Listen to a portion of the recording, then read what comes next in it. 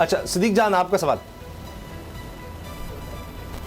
Sir ये बताइएगा कि 4 रोज़ पहले अचानक टीवी पे खबर आती है और बताया जाता है कि जनाब मलिक बोस्तान साहब बताते हैं कि डॉलर जो है ओपन मार्केट में वो 26 रुपये सस्ता हो गया और उसके चंद घंटे बाद ही मार्केट से जब चेक किया जाता है या अगले दिन चेक किया जाता है तो पता चलता है कि वो बिल्कुल गलत जो है वो खबर थी और ऐसी कोई बात नहीं है और डॉलर ओपन मार्केट में आज भी उसी रेट पर मिल रहा है जो पहले मिल रहा था। तो इस खबर की वजह क्या थी, या वाकई कुछ सस्ता हुआ था, नहीं हुआ था? इस खबर के पीछे क्या मामला था, क्या माजरा था, आपको क्या लगता है?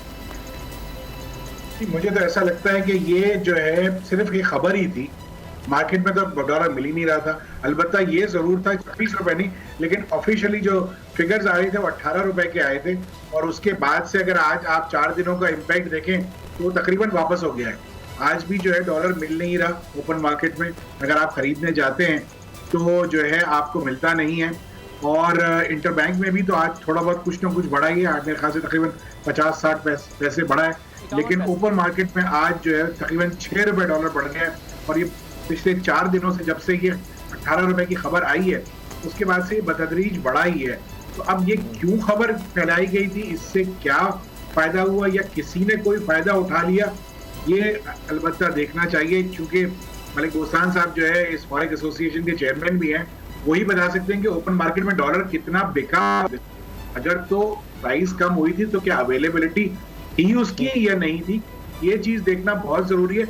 अलबत्ता अगर एक आम आदमी और आप अगर खरीदने जाएं तो हमें डॉलर जो है दस्तयाब नहीं होता है और ना मिलेगा। ज़िशान साहब, इस पे तो ओपिनियन काफ़ी कंसेंसस है कि अगर जो सेकंड टर्म है इस साल के आखिर में, उसमें IMF के बगैर सर्वाइव करना ऑलमोस्ट इम्पॉसिबल दिखाई दे रहा है। तो इस सूरत हाल में अगर कोई केयर टेकर सेटअप होता है इन प्लेस और इलेक्शन मज़ीद डिले हो जाते हैं, तो क्या IMF इस पोजीशन में है कि वो बात करे केयर टेकर गवर्नमेंट से, जिसका टेन्योर का भी इल्म नहीं है, जिसके पास लेजिटिमेसी भी नहीं है और ये भी नहीं मालूम कि कब तक ड्रैग होगा ये? देखिए प्रॉब्लम क्या है इस मुल्क में, इस वक्त प्रॉब्लम ये है कि जो गवर्नमेंट अभी है उससे भी IMF बात इस वक्त नहीं कर रही और तकरीबन बातचीत तो अब खत्म हो गई, क्योंकि अब तो ये डिसाइड हो गया कि जी अब IMF के बगैर ही हमने चलना है फिलहाल फॉर द टाइम भी। तो जो भी इंटरिम गवर्नमेंट अगर आती है, और सबसे पहले तो उसका टेन्योर देखा जाएगा कि कितना टेन्योर है। अगर तो वो 2-3 महीने के लिए आ रही है या 6 महीने के लिए आ रही है तो मैं नहीं समझता कि IMF बात करेगी। लेकिन अगर कोई एक्सटेंडेड पीरियड के लिए आती है तो फिर हमारे पास चॉइस नहीं है।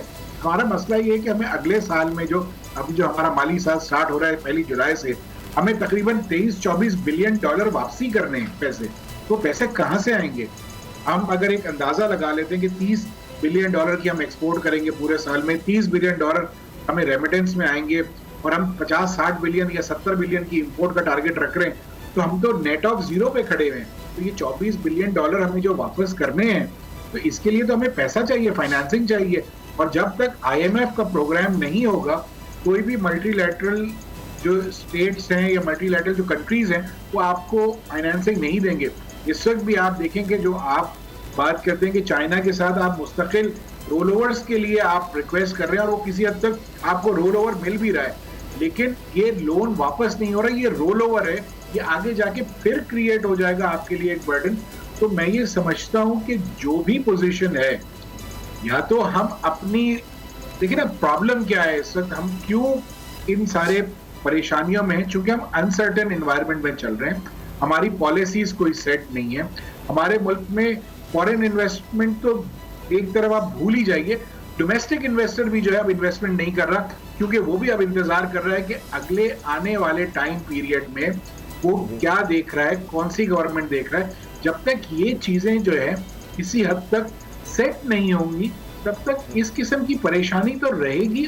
क्योंकि आप देखें ना, जब इन्वेस्टर कॉन्फिडेंस में ही नहीं है कि वो इन्वेस्टमेंट करे, और फिर हालात, क्योंकि आपकी ग्रोथ तो बड़ी कम है, आपने एक्सपेक्ट किया था कि इस साल आपका जो ग्रोथ का टारगेट होगा, जो इनिशियली हमने सेट किया था, वो 3.5% था, लेकिन आप नेगेटिव ग्रोथ में इस साल, अगले साल आप टारगेट ही 3.5% कर रहे हैं। तो इसका मतलब है जब आपकी टारगेट 3.5% की है, तो आप समवेयर अराउंड 2 से 2.5% पे भी पहुंच जाएं तो बहुत बड़ी बात है। तो इसका मकसद ये है कि आपकी ना टैक्स रेवेन्यू के जो टारगेट आप सेट कर रहे हैं वो अचीव होगा अगले साल का, ना आपकी एक्सपोर्ट के टारगेट सेट हो जो अचीव कर रहे हैं वो आप कर पाएंगे। तो आपको IMF के बगैर या दूसरे जो बैंक हैं, एशियन डेवलपमेंट बैंक हो गया या वर्ल्ड बैंक हो गया या जो दूसरी डोनर एजेंसीज हैं, उसके बगैर अगला साल गुजारना बहुत मुश्किल होगा। तो आपकी रिक्वायरमेंट है, आपकी जरूरत है या आपकी मजबूरी है कि आप IMF के पास जाएं।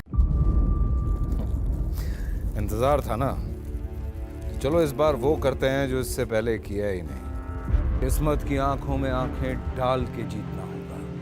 सब में शेर जैसी राह, जर्रा जर्रा भी हर कंटेस्टेंट को लगेगा पहाड़। लड़खड़ाना नहीं है, खोल दो अपने पंख अगर आसमान छूना है। अबे लग रहा है ये सब पहले भी कहीं सुना है। एंटरटेनमेंट की गारंटी जनाब, क्योंकि यहाँ खेलोगे कूदोगे तो बनोगे नवाब। खुश रहो पाकिस्तान। खुश रहो पाकिस्तान, बुध और जुमेरात शाम 7 बजे सिर्फ बोल एंटरटेनमेंट पर। सब्सक्राइब करें और बेल दबाएं ताकि कोई खबर रह न जाए।